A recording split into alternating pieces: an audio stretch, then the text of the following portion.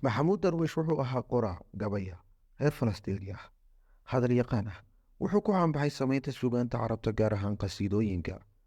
waxyaabaha uu darwiish noloshiisa caadiga ah necbaa waxaa ka mid ahaa meelaha ay dadku iskugu yimaadaan sida suuqyada iyo shirarka.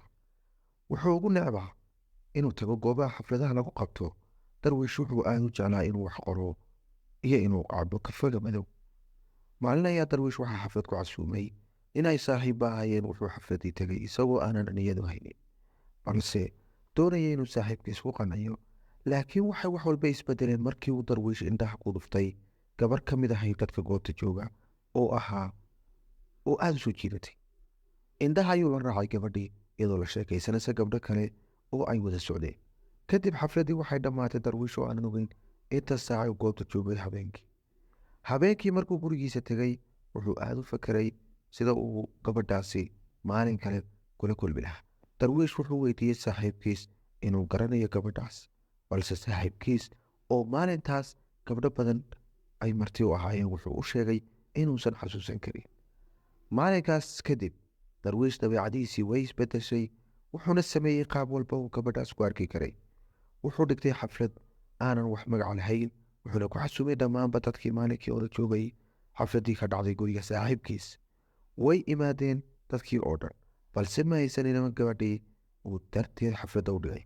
kadib darwiish wuxuu dhigtay xaflad uu magac daray inay dhalashadiisa tahay, wuxuuna ku casuumay isla dadkii hore. way imaadeen dhammaantood, balse gabadhii ma aysan imaanin. kadib darwiish xaflado badan oo midba magac jeebkiisa ah uu u bixiyey, qarash badan uga baxay ayuu dhigay, mana jirin wax isbedelay.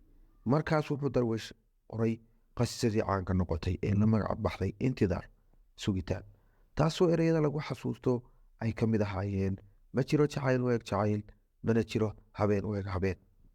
waxaan ku riyoodaa inaan arko wejigaada, aragtidayda sida aad badda oo degan xilliga qoraxda dhaca.